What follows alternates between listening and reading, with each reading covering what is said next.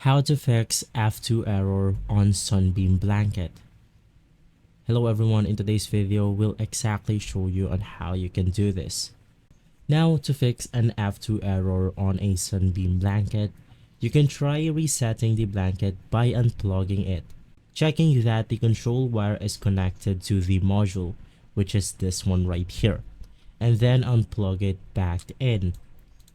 Now that is the easiest way on how you can fix this problem. You want to unplug the blanket from the wall outlet, and you have to wait for around 5 minutes before plugging it back in. You have to check that the control wire is connected to our module. From there, you have to plug the blanket back in, and on the digital control, the display should indicate clear and flashing symbols.